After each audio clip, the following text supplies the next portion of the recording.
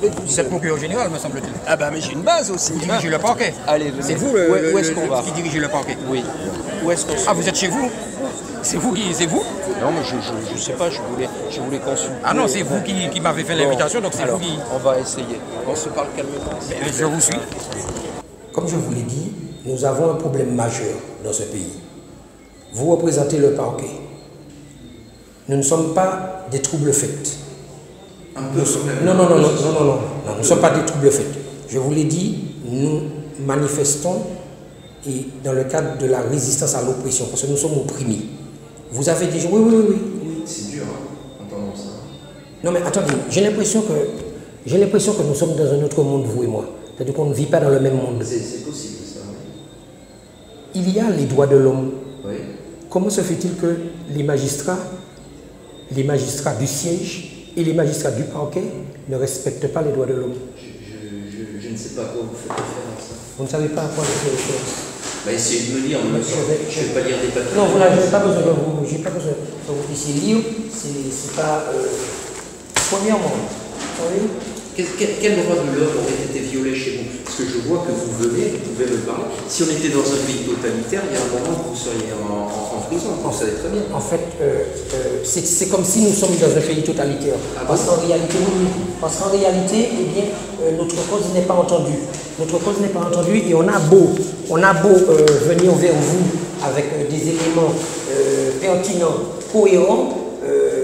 Alors en l'occurrence, quelle cause, M. Pinto? Bon, Quelle cause? c'est pas compliqué. Vous allez me dire si je me trompe, mais j'ai l'impression que... Vous allez peut-être me parler d'affaires que je ne connais pas. C'est difficile pour moi. Non. Moi, je suis sur le code de procédure pénale. Le code de procédure pénale dit que le ministère public exerce l'action publique et requiert l'application de la loi dans le respect du principe d'impartialité auquel il est tenu. Nous avons des citoyens qui sont en souffrance, des citoyens qui déposent des plaintes parce qu'ils sont victimes, et systématiquement, le parquet ne donne pas suite. C'est pas vrai. Moi, je suis un exemple vivant, monsieur. Concernant la poste. Vous savez ce qui s'est passé? Vous savez ce qui s'est passé? Non, mais vous me posez la question et je vous réponds. Mais écoutez, soit vous êtes sincère ou soit vous ne l'êtes pas. C'est-à-dire que nous sommes dans une discussion. C'est pour l'instant, j'ai pas dit grand-chose. Non, mais il faut qu'on soit sincère. Parce que moi, je vous explique quelque chose. Donc, je crois que dans les discours, il faut qu'on joue le jeu. Vous pensez que je suis quelqu'un de malhonnête, c'est ça? Mais je ne sais pas, vous êtes en train de me dire le contraire de ce que je dis. Vous êtes en train de dire le contraire de ce que je dis. Parce que je ne suis pas d'accord avec vous. Et pourquoi vous n'êtes pas d'accord avec moi? Parce que je fais ce métier en conscience, monsieur. Donc vous venez me dire à moi, monsieur, vous êtes quelqu'un de malhonnête, vous ne faites pas respecter la loi. Et moi, je vous dis, mais non, monsieur Pinto. Vous faites respecter la loi pour les crimes de sang. Pour les crimes de sang. Je suis un pour la drogue. Mais il y a le code pénal, ce n'est pas que les crimes de sang et la drogue. Il y a l'escroquerie, la filouterie, le vol. Et nous avons des délinquants en costard cravate, monsieur. Nous avons des notés en verrou ici. Mais tout ça, ils sont protégés. Vous ne me l'apprenez pas par qui? Et pourquoi vous ne les poursuivez pas? Pourquoi vous ne poursuivez pas? Monsieur Pinto, vous m'avez dit tout à l'heure, les victimes des post-plaintes, c'est systématiquement classé sans suite. Ce n'est pas vrai. Ah ben, j'ai plusieurs exemples. Je peux demain vous apporter une pile de documents comme ça. Combien est-ce que vous pensez que le procureur de Fort-de-France reçoit de plaintes et procès-verbaux par an, à votre avis? On a beau écrire, relancer, rien. Oui, il reçoit beaucoup de plaintes, nous sommes d'accord. Voilà. Mais ce n'est pas parce qu'il reçoit beaucoup de plaintes qu'il doit tous les mettre à la poubelle. Monsieur Pinto, nous ne faisons pas tout bien. Je sais ça. Bon, j'aimerais faire mieux. Là, c'est un autre langage. Vous ne faites pas tout bien. D'accord, nous sommes d'accord.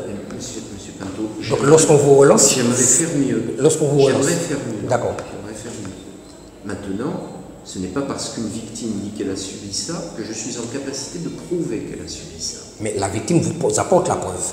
Mais j'en sais rien, moi. Si la victime apporte la preuve, comme vous le dites, et que le procureur dit « je m'en fiche, je l'écarte », il ne fait pas son travail. Ah, mais c'est bien bien, sûr, c'est bien. Mais la question est de savoir si la victime qui croit rapporter la preuve rapporte une preuve. Ce que vous êtes en train de me dire, en réalité, c'est que les gens comme moi se lèvent le matin pour protéger les puissants et écraser les petits. Mais c'est l'impression que vous nous donnez. Mais comment voulez-vous que je puisse entendre ça? Mais regardez les gens qui sont en souffrance. Je vous ai pris l'exemple de personnes, un bonhomme de 90 ans. Vous vous rendez compte, un bonhomme de 90 ans qu'on expulse de sa terre?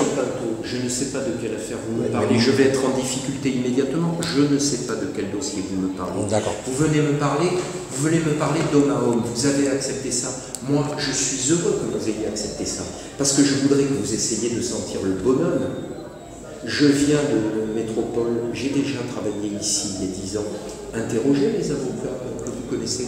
Demandez-leur si je suis une crevure. Je ne fais pas tout bien. Mais je suis un honnête homme. Comme mes collègues. C'est ça qui nous anime. Parce qu'en effet, nous avons tété, comme vous, la philosophie des droits de l'homme. Donc, moi, à partir de là, qu'est-ce que vous voulez que je vous dise? On vous a donné tort, on ne vous a pas donné satisfaction. Vous ne pouvez pas attendre de moi que je dise, mais bien sûr, on a fait exprès pour emmerder Pinto et pour protéger un notaire, le patron de la poste, ou etc. C'est pas comme ça que ça se passe, c'est pas ça mon serment. Mais là, ce soir, c'est le 60e anniversaire de la Constitution. Dans le bloc constitutionnel, nous avons le préambule, nous avons les droits de l'homme, il y a plusieurs chapitres, plusieurs titres, voilà, les grands principes. Pensez-vous qu'une autorité, quelle qu'elle soit, autorité judiciaire ou même une institution, peut piétiner, fouler du pied les droits de l'homme? Non, je ne pense pas, non. Il ne faut pas que ça soit comme ça, non, certainement pas. Pensez-vous qu'une autorité, quelle qu'elle soit, autorité judiciaire ou même une institution, peut piétiner, fouler du pied les droits de l'homme? Non, je ne pense pas, non. Il ne faut pas que ça soit comme ça, non, certainement pas. Et pourquoi ça se passe comme ça en Martinique? Mais je ne sais Attendez. Je ne sais pas quoi vous faites. Oui, je vais vous donner des exemples très précis. Lorsque un magistrat du siège vous impose une jurisprudence qui n'est pas la loi, qui n'existe pas dans la loi. Donc, si on regarde la hiérarchie des normes, vous êtes un juriste. La jurisprudence, ce n'est pas la loi. Non, mais vous êtes un juriste. Vous êtes un juriste. La jurisprudence, c'est d'interprétation. Oui, mais justement, donc, dans la hiérarchie des normes, le droit constitutionnel, bon, il y a les traités européens, les conventions européennes, mais le droit constitutionnel a quand même une bonne place. Bien sûr. Ensuite, nous avons les lois organiques, nous avons les lois ordinaires, nous avons tout ce qui est... Qu'est-ce que vous avez appris tout ça? Vous l'avez travaillé tout seul? Je l'ai travaillé tout seul. C'est très bien. Mais il paraît qu'à la Poste, je suis incompétent. Donc, c'est à eux de juger. Parce qu'ils n'hésitent pas à monter des dossiers disciplinaires contre moi pour me détruire. Simplement parce qu'on ne veut pas de syndicat. Qu'est-ce que je fais? Je suis actuellement sur un siège éjectable. Parce que... votre métier au quotidien, c'est quoi? Je suis responsable du tri la nuit. C'est ça mon métier. Et je peux vous dire que j'ai 28 ans de boîte à la Poste. Et je suis extrêmement déçu parce que je me rends compte aujourd'hui que le gouvernement, l'État français est derrière la Poste. Parce que c'est le décret 90-1111, c'est le conseil d'administration du groupe La Poste est dirigé par l'État. Donc je me rends bien compte que finalement, l'État ne bouge pas le petit doigt et laisse la Poste détruire des vies. Vous avez fait un certain temps en métropole et comme moi, les médias nous ont fait savoir qu'il y a eu des suicides dans cette entreprise. Oui. Beaucoup de suicides. Oui, c'est vrai ça. Alors, qui a été condamné? Quelles sont les responsabilités qui ont été... qui a été poursuivi? Vous êtes procureur général. Quel procureur général a poursuivi? Je ne vous mets pas vous en cause, je parle du ministère public. Parce que le ministère public, il est là pour protéger la société. Il est exactement. Et comment se fait-il qu'on a le sentiment que le ministère public protège plutôt ces délinquants-là? C'est la question la plus difficile que vous me posiez là. J'ai été personnellement confronté à des plaintes pour harcèlement. Vous voyez, c'est souvent ce qu'on invoque pour dire que c'est à l'origine des suicides. Le problème, c'est que démontrer un harcèlement au sens de la loi, c'est extrêmement difficile. J'ai enquêté. Je n'ai jamais réussi, sauf une fois un patron qui harcelait sexuellement des femmes. Et c'est extrêmement difficile à prouver. Si vous avez, je crois que c'est l'article de mémoire 433, enfin il faudra regarder, harcèlement moral, c'est très difficile à prouver. Alors nous sommes face à ça. Moi, je ne vais pas pouvoir répondre à toutes vos accusations, parce que ce que j'essaie de dire... Je ne vous demande pas de répondre à nos accusations. Vous savez, là je dirige... Je ne connais pas votre dossier. Là je dirige une association. Là je vous ai pris cet exemple parce que cet exemple est quand même faux. Mais c'est le vôtre. Oui, mais je dirige une association qui est composée de plusieurs justiciables. Ce sont des gens qui ne veulent... Qui se plaignent. Vous savez, ces gens-là ne demandent qu'une chose, leur tranquillité, vivre paisiblement, faire fonctionner le système. C'est ce qu'ils veulent. Or, vous savez quoi? Ils ont l'impression d'être victimes. Pas l'impression, ils sont vraiment victimes. Parce que lorsque vous avez par exemple des gens qui perdent leur terre, je ne sais pas de quelle région vous êtes en France, je ne sais pas d'où vous venez, mais je vois à travers les reportages que la France est très attachée à son patrimoine et que la France protège son patrimoine et met en avant, valorise son patrimoine. Ne pensez-vous pas qu'en Martinique, nous aussi, nous soyons aussi désireux et enclins à conserver et à protéger notre patrimoine? Parce que les gens qui sont sur nos propriétés... Je vous dis si, monsieur Pinto, mais je comprends très bien. Pourquoi favorisez-vous des promoteurs? Parce que ce sont des gens véreux, des gens qui veulent se faire du fric sur le dos de Martiniquais. Je ne sais pas ça, monsieur Pinto. Mais il faut poursuivre. Mais où et quand? Mais nous vous donnons du biscuit, nous vous donnons des éléments. Je parle du parquet, je ne parle pas de vous. Vous venez d'arriver. Je ne parle pas de vous. Vous aviez un prédécesseur. Je parle du parquet. Oui. Donc, si vous voulez, effectivement, vous pouvez ultérieurement, si vous le souhaitez d'ailleurs, prendre la mesure de ce que je suis en train de dire, parce que je suis capable, avec des éléments pertinents et précis, de concrétiser et de justifier tout ce que je suis en train de vous dire. Donc, ce n'est pas du vent. Donc, il vous semble que quand on vous dit non, ça ne tient pas en classe sans suite, il vous semble que nous favorisons les puissants, nous le faisons. Mais vous le faites systématiquement. Vous savez, j'ai dû moi-même saisir le doyen, il a rejeté ma plainte. Je suis arrivé devant la chambre de l'instruction. Nous protégeons systématiquement les puissants. C'est l'expression que vous nous donnez. Mais oui, mais je ne sais pas ce qu'en pense Alfred Marie-Jeanne, hein, qui lui nous accuse de le harceler. C'est un très mauvais exemple. Parce que lui, je l'ai rencontré personnellement, comme tous les élus d'ailleurs.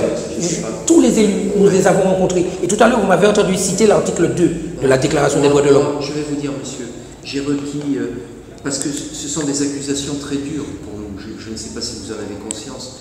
Vous nous dites en fait que nous sommes des parjures, que nous ne faisons pas ce que nous avons promis de faire. C'est très difficile à entendre. C'est pourquoi quand je viens ici à la rencontre... Je suis désolé de vous le dire, mais je le pense vraiment. Franchement, je le pense. Mais vous croyez... Je ne vais pas être hypocrite, je le pense. Je le sais, mais vous croyez que ça me fait plaisir? Non, ça me touche. Eh bien, prouvez-nous le contraire, monsieur.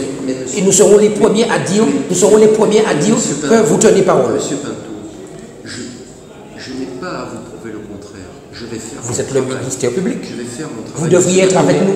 Et quand je vous dis que effectivement des accusations, des infractions sont dénoncées contre l'homme le plus puissant de la Martinique et qu'il est poursuivi, vous me dites mauvais exemple. J'ai requis monsieur Pinto personnellement, contre Léon Bertrand. Vous voyez ici, la Chambre d'instruction de Fort-de-France, c'est un puissant monsieur Léon Bertrand. Vous savez, je n'aime pas ce terme puissant. Vous savez pourquoi? Parce que finalement, je vais toujours faire référence à la Constitution. On est en plein dans le sujet. Oui. Parce que l'article 1er dit que les hommes naissent libres et égaux en droit. Donc il n'y a pas histoire de puissance. C'est vous qui nous avez accusés de protéger. Mais c'est parce que dans les faits, si vous voulez, dans les faits, vos subordonnés ne répondent pas aux attentes de la société. C'est ça le problème. On répond à certains quand même, parce que heureusement tout le monde n'est pas aussi combatif que vous. Ça veut dire qu'il y en a qui s'en sortent bien dans nos histoires. Écoutez, nous ne sommes pas agressifs en Martinique. En Corse, les gens ont d'autres pratiques. Nous ne sommes pas agressifs. Nous manifestons. Tout à l'heure, je vous assure que j'ai pris ça comme une agression. J'arrive. Oui, mais en Corse, ce n'est pas la même chose. En Corse, ce n'est pas la même chose. C'est ça qu'on peut parler d'agression. Ici, nous ne sommes pas agressifs. Ici, nous sommes plutôt dans le dialogue. Or, nous avons le sentiment, monsieur, d'être méprisés par l'autorité. Parce que l'autorité ne tient pas compte de ce que nous disons. Monsieur Pinto, si jamais je suis amené à vous donner tort dans l'avenir. Oui, mais vous devez. Je vous prie de croire, monsieur Pinto, que si je suis amené à vous donner tort, ce ne sera pas parce que j'ai du mépris pour vous. Si vous donnez, vous me regardez dans les yeux. Non, mais si vous donnez tort, ça veut dire que vous aurez des éléments juridiques pour me donner tort. C'est peut-être parce que je serai un mauvais magistrat. C'est peut-être parce que... Mais ce n'est pas par mépris, monsieur Pinto. Moi, je suis revenu, ayez la curiosité d'aller lire mon discours, ce que j'ai dit sur la Martinique. Hein? Je la connais moins que vous, mais j'ai aimé cette terre et ces gens. Je sais ce que c'est, monsieur Pinto. Je vous dis des choses. Et laissez-moi vous dire, 152 personnes sont mortes. D'accord, 152. Comment vous expliquez que ces gens-là ont autant de difficultés simplement parce qu'il y a une chaîne de responsabilité, mais qu'on veut tout mettre sur le dos du pilote, enfin des pilotes. Parce que ce dossier-là, je le connais bien aussi. Comment vous expliquez ça? Moi, j'ai requis dedans, monsieur. Pourquoi le ministère public n'est pas avec nous? Mais la Chambre de l'instruction va rendre sa décision. Oui, nous sommes d'accord. Nous sommes d'accord. On le verra bien chaque minute. Moi, je pense que dans ce dossier, tout concourt à dire que les pilotes ont fait des conneries incroyables. Mais il n'y a pas que les pilotes. Alors, Ils ont peut-être fait des... Qui? Premièrement, il y a une agence de voyage qui, bizarrement, ne s'est pas du tout renseignée sur le prestataire avec lequel il va travailler. Il y a la compagnie aérienne elle-même. Ce n'est pas une compagnie française. Comme par hasard, elle arrive à 2 h du matin. Qu'est-ce qu'elle transporte? On se pose des questions. Les députés colombiens eux-mêmes ont pointé du doigt les manquements. C'est quoi ces preuves? Vous connaissez le dossier sans doute. Oui, Donc vous voyez, donc, oui, je le connais. soyons honnêtes. Il y a une chaîne de responsabilité. Je crois qu'il faut. Monsieur Pinto, Qui? est-ce que vous pensez vraiment... Vous êtes le ministère public quand même. Monsieur Pinto, est-ce que vous pensez vraiment, d'homme à homme, s'il vous plaît, répondez-moi clairement, que si jamais nous savons pertinemment que Pierre, Paul, Jacques a commis une faute en relation avec la mort de 152 personnes, nous allons la cacher? Est-ce que vous pensez ça vraiment? Vous savez, la France, Vous pensez ça de moi? il y a des enjeux importants. Pas de moi, vous pensez ça de la justice? Non, mais il y a des enjeux importants.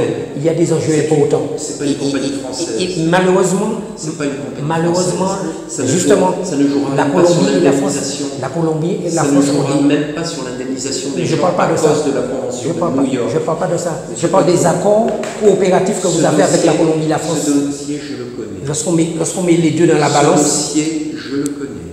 Et si vous voulez parler de moi à quelqu'un, allez parler de moi à Raphaël Constant. D'accord? Vous lui direz, j'ai discuté avec Pierre-Yves Pouillot, et il vous dira ce qu'il pense de moi.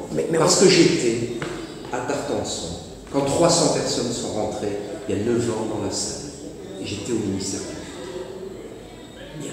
Alors, si vous voulez... Non, je ne peux pas vous laisser dire ça, parce qu'on a le sentiment que 152 personnes sont mortes, on laisse le temps passer, et puis bon, on va tout laisser sur le dos des pilotes, comme ça, affaire classée. Mais c'est ce que les familles pensent. C'est ce que les familles pensent, monsieur. Maintenant, écoutez, vous êtes un juriste, et vous savez comme moi-même qu'il y a un mécontentement réel sur la qualité des décisions de justice. Oui. Je parle de la qualité des décisions de justice. Je sais. Donc, là, on en revient encore à la Constitution et aux droits de l'homme. Oui. C'est quand même scandaleux que des magistrats, sous couvert de la décision, enfin, la souveraineté, parce que le juge, il a la possibilité, son jugement est souverain au final. Sous couvert de ça, ces messieurs prennent des décisions en violation des droits de l'homme, et causent un préjudice très lourd à des familles. Des vies sont détruites. Et personne ne s'émeut. Monsieur Pinto, je ne vais pas vous convaincre du contraire. Vous n'allez pas me convaincre. Donc on fait quoi? On doit accepter ça? Non, mais je vous pose la question. Est-ce que nous devons accepter ça? Mais monsieur Pinto... Qu'est-ce qu'on doit faire, selon vous? Je vous ai demandé, je ne vous ai pas demandé d'accepter, moi. Si jamais les décisions ne conviennent pas, il faut faire des pourvois, il faut faire des appels. On ne fait que ça. Il faut aller devant la Cour européenne. Voilà. Mais oui, voilà. Ou alors, monsieur Pinto... C'est comme ça que notre cause est entendue. Mais non, mais c'est ça l'état de droit. Sinon, on se tape sur la tête. Et ça, c'est ce qu'il y a de pire.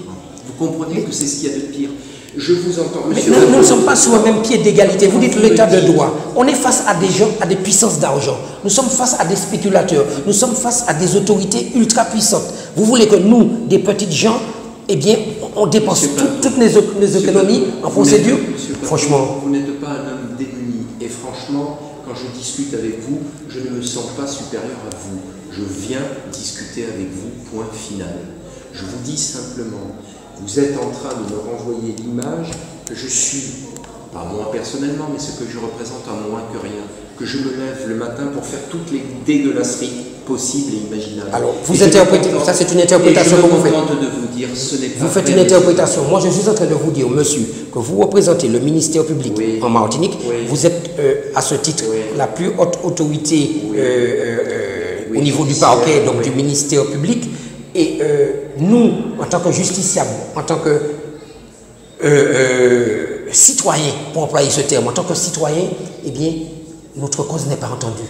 Et non seulement notre cause n'est pas entendue, mais on a le sentiment, parce qu'un magistrat qui prend une décision, si cette décision n'est pas motivée, monsieur, en droit, la motivation, vous êtes un juriste encore, je vous parle de motivation. Si ce n'est pas et nous qui ne sommes pas des professionnels du droit comme vous, Oui. nous savons lire, nous savons décortiquer un jugement n'est pas pour constater motivé, qu'il n'y a pas de motivation. Si c'est pas Et que- motivé, si c'est pas, moi je ne peux pas vous dire autre chose, Monsieur Pinto. Je peux vous démontrer plusieurs jugements comme ça. Si ce n'est pas motivé, Monsieur Pinto, l'appel et la cassation sont là pour ça. Si vous me dites oui, mais je n'ai rien à en attendre, comment Mais voulez-vous à chaque que fois, notre on discussion- appelle, on en a assez, à chaque fois. comment Il faut que voulez-vous les gens... notre discussion prospère? Oui, mais il faut que les Moi, magistrats je ils soient n'aurais- ici, fassent leur job. On ne peut Moi, pas s'amuser je ne- tout le temps comme ça à faire appel. C'est pas possible, on ne peut pas. Monsieur Pinto, Pour des choses qui sont figurez-vous que simples. dans mon métier. Mais monsieur, Dans mon métier, simplement. en droit civil. Non, mais simplement, vous êtes procureur au général. Comment pouvez-vous accepter qu'un notaire puisse rédiger un acte avec des gens qui ne sont pas nés? Je vous pose la question. Mais vous, Non, mais dites-moi, franchement, vous êtes cohérent quand même entre vous. Entre vous. Dites-moi, comment c'est acceptable, vous, en tant que procureur? je ne sais pas de quoi vous me parlez. Je vous dis, des notaires, Je ne sais pas de quoi vous Maître me parlez. Nicole Nimao, je vous donne un nom. Je ne- Nicole Nimao. je ne sais Nicole pas. Nimao rédige. Écoutez-moi. Comment Je vous ne expliquez sais ça? pas de quoi- Je ne peux pas Mais vous ne répondre de répondez ce que pas. je ne connais pas, je vais vous répondre d'autres choses. Vous me répondez autre chose? Mais sur un notaire. mais c'est ça qui est choquant. Écoutez-moi. Sur un Maître notaire, Mathieu aussi. Maître Mathieu. j'étais procureur il y a longtemps à Libourne, c'est à côté de Bordeaux. Bien. Un notaire avait tapé dans la caisse, à l'époque c'était 200 000 francs, d'accord, au préjudice de ses clients. Vous comprenez ce que Je vous écoute. D'accord. Eh bien, je l'ai envoyé en prison. Donc moi, Monsieur Pinto, si vous me dites que je suis... Je vous entends, vous l'avez envoyé en prison, j'ai bien Oui. noté. Mais ici, monsieur, il y a plusieurs notaires, pas un seul.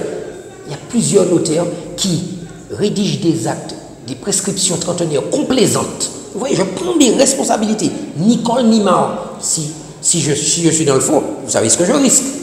Donc je prends des risques, je vous le dis. Alors, Nicole Nimao, Qu'a donné cette plainte? ben, le bonhomme, 27 ans de procédure, 11 000 € dépensés. Il s'appelle Gérard Nivan. Et on en est où? Ben, on en est où? Il est devant un juge d'instruction qui est en train de manœuvrer à tout prix pour ne pas donner suite à la procédure. Ça Vous trouvez sera- ça normal? Bien sûr que non. Alors qu'est-ce qu'on doit faire? Qu'est-ce qu'on peut faire? Dites-moi. Mais vous partez du principe, votre problématique a la solution en même temps. Non, mais je vous pose une question. Ben, Je vous pose une question. vous me dites que le juge ne veut pas chercher la vérité. On le voit. Mais l'affaire est terminée. Alors qu'est-ce que vous voulez que je vous Mais est-ce que vous trouvez ça normal que le juge fasse ça? Et en plus, je vous dis Moi, que je c'est pense Aurélie autre chose. Meyer. Je vous dis son nom, Aurélie Meyer. Moi, je pense autre Et elle représente un syndicat ici. Moi, je pense autre chose. Syndicat de la magistrature. Je ne peux pas penser, moi, que le juge ne fait pas son travail. Je ne peux pas le penser. Donc vous voulez que je vous apporte des éléments concrets pour vous prouver ça? Qu'à cela ne tienne. Qu'à cela ne tienne. Voilà. Je vous apporterai des éléments. Est-ce que vous avez essayé de déposer plainte, moi je ne sais pas, contre des magistrats en disant insuffisance professionnelle? Je ne sais pas. Donc vous êtes en train de m'inviter, vous me donnez Non, une pas piste. du tout. Vous me donnez une piste. Je la saisis au vol. Mais non, mais Je la saisis au vol. Je vous dis, monsieur, vous Non, mais j'en prends acte. portez des accusations très graves. Oui, c'est très grave. Ce que nous vivons est très grave. Mais vous portez des accusations Oui. aussi contre moi. Vous savez, vos collègues de la chambre civile à la cour d'appel, Oui, Jean-Christophe Bouillère, oui, Caroline de Riquer, Oui. Triol, Oui. ces gens-là. oui. Excusez-moi, mais je me demande, avec tout le respect que j'ai pour eux, est-ce que ces gens-là ont vraiment fait l'école de la magistrature? C'est une question que je pose. Lorsque ces magistrats sont capables de piétiner les droits de l'homme comme ils l'ont fait, attendez, je dépose une QPC, par voie de QPC, je demande qu'on transmette la QPC au Conseil constitutionnel. On refuse de la transmettre au motif que ma requête demande n'est pas sérieuse. Oui, je sais ce que c'est. Alors que c'est le même magistrat qui va trancher sur le fond, mais c'est lui qui décide. Ce n'est pas une atteinte aux droits de l'homme, ça? Non, monsieur. Ah bon? Non, on Et n'est pas... pourquoi ne pas transmettre ma requête au Conseil constitutionnel qui ne lui tranche pas? Pourquoi? Parce qu'ils ont estimé qu'elle n'était pas fondée, c'était l'action sur le MIR. mouvement international. Non, pas le même. Non, c'est pas le même. C'est sur la propriété de Félix Gatt au Trois-Îlets. Ça fait 20 ans que je la réclame. Ça, alors, je ne sais pas. Oui, c'est l'histoire de la théorie de l'apparence. Alors je ne sais pas de quoi vous parlez, je ne connais pas. Parce que je sais que récemment on leur a reproché leur décision engagée par le mouvement international. Ça c'est encore autre chose. Ça c'est encore autre chose. Mais puisque vous êtes magistrat vous-même, est-ce que vous pensez qu'un magistrat peut inventer la loi? Bien sûr que non. Et comment se fait-il qu'un magistrat oppose à un justiciable la théorie de l'apparence? Ça n'existe pas dans la loi, c'est une jurisprudence. Ce n'est pas une disposition législative. Oui. La loi en elle-même est insuffisante à régler les problèmes. Non mais puisque ce soir on est soirée de la Constitution, comment une jurisprudence peut se positionner au-dessus de la Constitution? C'est une question que je vous pose. Mais je vais vous répondre autrement. Mais pourquoi vous voulez me répondre autrement? Parce que vous allez comprendre par l'exemple que je vais choisir. S'il vous plaît. Non mais c'est fort. Une jurisprudence va prendre le pas sur la Constitution. Il y a un problème. Non, il n'y a pas de problème. Je vais essayer de vous expliquer. Il y a un article dans le Code civil. Alors, est-ce que c'est toujours C'est l'article 5. Est-ce que c'est toujours les arrêts de règlement? Est-ce que c'est toujours l'article 1384? C'est sur la responsabilité du fait des choses. Ah, c'est autre chose. Sur la responsabilité du fait des choses, le Code civil, Napoléon, 1804, indiquait on est responsable des choses que l'on a sous sa garde. On était esclaves à l'époque, c'était le Code noir. C'était le Code noir. Ouais.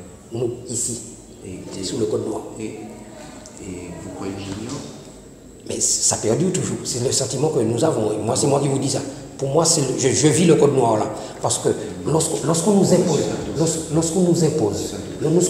des dispositions législatives. Ce que je vais essayer de vous dire, c'est que la responsabilité du fait des choses entre l'écriture du Code civil et ce qu'en a fait la jurisprudence, elle a totalement changé. Parce qu'au moment où le Code civil a été écrit, il n'y avait pas la voiture automobile.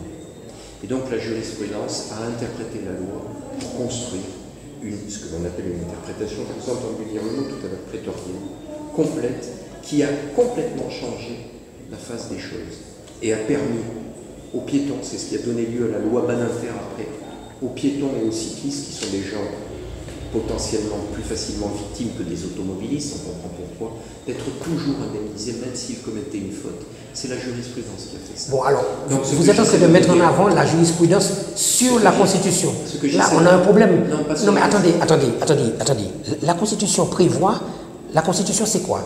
C'est le droit suprême, au-dessus des lois ordinaires et organiques. Il n'y a pas de problème. Maintenant, comment vous expliquez que... Mais la Constitution ne règle pas les problèmes. Mais non, mais une jurisprudence...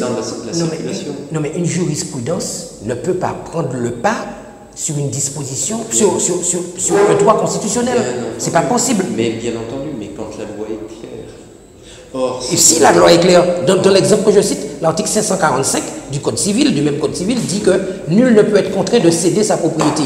Or, ce que j'ai cité tout à l'heure, la théorie de l'apparence, elle est soi-disant issue de l'article 544. C'est pas ça qu'il dit, l'article 544. Je ne peux pas répondre. Mais moi, je vous dis, l'article 544 dit que... Non, mais... Monsieur Pinto, on va tourner en rond. Moi, ce que je voulais, on ne va pas pouvoir prendre toute la... On y passerait la nuit et ça suffirait mais en fait, pas. Oui, pour vous dire que les magistrats, vos collègues, et même au parquet, vous ne respectez pas les droits de l'homme. Nous vous demandons, en tant qu'association, nous vous demandons de respecter les lois que vous nous imposez. C'est ça qu'on vous demande. Sinon, on ne pourra pas les respecter, puisque vous ne les respectez pas. Ce que vous dites, monsieur Pinto, je le désapprouve. Autrement, c'est l'esclavage. Autrement, vous nous remettez en esclavage. Non, mais attendez. Non, mais c'est fort ce que je dis. Je suis debout derrière. Si vous nous imposez des lois que vous ne respectez pas vous-même en tant qu'autorité judiciaire, c'est l'esclavage. Est-ce que vous ne croyez pas qu'on s'en est un peu dit beaucoup là, à cet instant? Mais écoutez, on a dit, on n'a pas fait. Heureusement, on a dit, on n'a pas fait. Parce qu'on aurait pu faire, on n'a pas fait. On aurait pu faire, on aurait pu manifester, on aurait pu faire des choses, on n'a pas. J'ai suivi votre proposition. Moi, donc maintenant. Je trouve que vous êtes bien comporté. Bon, alors qu'est-ce que vous me proposez pour la suite, pour mon association? Vous me proposez quoi, concrètement? Dites-moi. Moi, je ne propose rien à l'association. Qu'est-ce que j'ai à proposer? Mais nous, on vous dit que les magistrats du siège et du parquet ne respectent pas les droits de l'homme. Qu'est-ce que vous pouvez nous proposer sur ça? Je vous dis, je ne suis absolument pas d'accord, monsieur Pinto. Mais ça, c'est pas une surprise. Donc, on va vous prouver, vous allez réagir. On va vous prouver que vous ne respectez pas les droits de l'homme. Vous allez réagir? Mais, monsieur... Dites-moi. Monsieur Pinto, Non, mais c'est pour que je puisse au moins dire à mes amis que vous vous êtes engagés à vérifier ce que nous disons. Ce que vous allez dire à vos ennemis, moi, je n'en suis pas comptable. Vous allez dire ce que vous voulez. Ce que je voulais essayer de voir, moi, c'est que vous sentiez que derrière le bonhomme, que derrière la cravate, il y a un homme. Et ça... Moi aussi, je suis un homme. Exactement. Vous êtes un homme. Vous êtes un homme. Juste, monsieur le procureur général, il y a plein de gens qui sont... Non, mais je sais, j'allais terminer. J'allais terminer, je voulais vous proposer de me laisser aller. Oui, mais justement, on était en train d'en terminer, Je vous disais que moi, j'ai besoin de savoir que demain, les justiciables qui sont dehors seront rassurés et ils vont entendre le discours comme quoi le procureur général s'engage à analyser les requêtes qui vont lui être présentées et à vérifier que le droit est respecté en toute indépendance et en toute impartialité. Monsieur Pinto, vous avez plusieurs procès en cours pour lesquels les juges sont saisis. Bien. Je ne vous parle pas de moi, je parle des autres, je ne parle pas de moi là. Je n'ai aucune raison. Par exemple, tout à l'heure, la dame qui est venue me voir avec son t-shirt noir, je lui ai dit la décision est rendue dans quelques jours, dans quelques semaines sur le crash de Maracaibo. Je lui ai dit, attendons, moi je ne vais pas aller dire au juge, je vous soupçonne de ne pas faire parce que vous êtes un esclavagiste. Oui, mais monsieur, vous êtes le procureur général. Est-ce que vous êtes prêt à demander à vos subordonnés, dorénavant, d'être respectueux des droits de l'homme, d'être respectueux en toute indépendance? Non, je ne suis pas prêt à faire ça. Donc ça veut dire que finalement, on aura parlé pour rien, quoi. Exactement. C'est ça que ça veut dire, monsieur Pinto. Si vous pouvez me dire ça dans les yeux en me disant que vous êtes un inutile qui ne veut pas respecter les droits de l'homme, monsieur Pinto, je vous propose d'en rester là parce que c'est très dur. Ça veut dire vraiment finalement que on a l'impression que le mépris devient de plus en plus terrible. C'est ça que vous pensez? Mais c'est ça que je pense, puisque finalement vous n'êtes même pas prêt à reconnaître que, enfin, même pas à reconnaître, c'est-à-dire vous n'êtes pas prêt à dire que vous allez analyser les documents. Vous me dites, est-ce que vous êtes prêt à reconnaître que vous foulez les droits de l'homme au pied? La réponse est non. C'est pas ça que je vous ai dit. Je vous ai dit, est-ce que vous êtes prêt demain à recevoir les documents que les justiciables vont vous envoyer et demander à vos subordonnés dorénavant de respecter les droits de l'homme et de respecter en toute impartialité, en toute indépendance? Non, je ne demanderai pas ça parce que mes collègues respectent les droits de l'homme. Eh bien non, ils ne le respectent pas. Sinon, je ne serais pas là. Monsieur, moi je vais vous dire, si je ne respectais pas les droits de l'homme, je ne serais pas là non plus. Non. Et si je ne les respectais pas, vous ne seriez pas là, monsieur. Non, vous vous trompez lourdement. Vous vous trompez lourdement. Donc finalement, ça veut dire que puisque vous vous entêtez, c'est ça le problème. Vous savez, puisque vous vous entêtez à ne pas reconnaître le bien fondé des choses, ça veut dire que les gens peuvent parler 100 ans, exposer leur situation 100 ans et que rien n'y fait. En fait, ça ne sert à rien, quoi. Regardez, on écrit préfecture de la Martinique, etc. On s'en moque royalement, quoi. On nous prend pour des agitateurs, quoi. C'est ça que vous pensez, mais qu'est-ce que vous voulez de quel dossier vous voulez me parler, monsieur Pajot? Pas de il y a plusieurs dossiers de gens en souffrance et leur cause n'est pas entendue. De quel dossier? Monsieur Pinto, moi, si vous voulez m'écrire, pourquoi voulez-vous demain que je déchire votre écrit alors que je me suis... Mais au moins, il faut prendre le temps de répondre. Parce que le procureur général qui vous précédait ne répondait même pas. Alors que je me suis mis en situation de vous parler, monsieur Pinto. Là, ce soir. Mais votre prédécesseur ne répondait même pas. Là, ce soir. Mais peut-être il en avait marre, j'en sais rien. Il en avait marre. Il est payé pour faire un job, il en a marre. Non, mais si vous écrivez pendant 50 fois... Mais qu'est-ce que vous voulez qu'on fasse? On ne va pas l'agresser quand même. C'est la moindre des choses qu'on écrit. Si notre cause n'est pas entendue, qu'est-ce que vous voulez qu'on fasse? Mais mettez-vous à la place des justiciables. Mais c'est incroyable. Mais monsieur Pinto, votre cause n'est pas entendue. Je ne sais pas si vous avez raison. Hein, je ne sais pas. Mais si vous preniez la peine de l'analyser, vous sauriez si on a raison ou pas. Quand je dis vous, c'est votre juridiction. Pour l'instant, c'est la première fois que je vous vois. Donc je ne suis pas déçu d'ailleurs. Parce que vous m'en avez mis plein la tête. Je vous assure que je ne vais pas relever l'outrage. Mais franchement, vous y allez fort quand même. Mais je vous dis ce que je pense. Même si vous relevez l'outrage, c'est la vérité ce que je dis. Je n'ai pas peur de la vérité. Je ne peux pas avoir peur. Vous voudriez que je vous traite de malpropre? Mais parce que je ne le suis pas. Et parce que je suis en train de défendre quelque chose de légitime. Et s'il y a un malpropre, ce serait plutôt dans l'autre camp, pas de mon côté. Pas de mon côté. Je ne suis pas un malpropre, je suis un homme honnête et je fais mon travail honnêtement comme mes collègues. Voilà. Non, vos collègues ne font pas leur travail. Est-ce qu'on en reste là? Et je pense que finalement... Est-ce qu'on en reste là? Alors finalement, nous avons discuté, mais je constate que vous n'êtes pas prêt. Vous n'êtes pas prêt à faire, on va dire, amende honorable. Ah bon? Oui, non, amende honorable. J'ai commis aucune faute. Ah si, parce que nous en tant que justiciables, vous avez l'obligation de répondre à nous. Moi, vous ne m'avez pas écrit jusqu'à présent. Je n'ai Mais pas j'ai écrit à vos collègues. Je n'ai pas- J'ai écrit à vos collègues. Et je peux vous dire que malheureusement, si ce genre d'entretien ne débouche pas sur des solutions, vous allez parler de médiation tout à l'heure, ça va servir à quoi? Ça ne servira à rien. Ça ne servira à rien. Parce que finalement, vous n'êtes pas à l'écoute des justiciables. Dites donc. Non. Vous me remerciez. Non, vous parlez, mais dans les actes. Dans les actes, vous n'êtes pas prêt à faire ce que le système oblige à faire. Je ne suis pas prêt à vous donner raison. Je ne vous demande pas de me donner raison. Je vous demande de respecter le code de procédure pénale. C'est ça que je vous demande. Pas de l'interpréter à votre convenance. C'est ça le problème. Les magistrats du parquet interprètent le code de procédure pénale. On se serre même pas la main, alors on est des ennemis, on va se faire hurler dessus. On se serre même pas la main. Écoutez, monsieur, si vous voulez me serrer la main, Regardez-moi, ça ne me pose pas de problème. Non, moi je vous dis quelque chose. Si votre main est sincère, Mais non, elle n'est pas sincère, vous savez bien, je m'en prends au droit de l'homme, je suis à moins que rien. Non, Elle n'est pas sincère. mais vos collègues, jusqu'alors, c'est ce qu'ils ont fait. À charge pour vous de démontrer le contraire de même. Bon, et je cherche pour vous de me montrer que vous êtes aussi calme et puis tranquille. Hein. Tant qu'il n'y aura pas de justice, il n'y aura pas de paix. Pas de justice, pas de paix. On ne peut que être d'accord avec le fait que les magistrats ne sont pas là pour inventer des lois, mais qui sont là pour les appliquer et qui doivent le faire en toute indépendance. Nous sommes aussi d'accord sur le fait que l'autorité judiciaire est une autorité et pas un pouvoir. C'est en tout cas les termes de notre Constitution.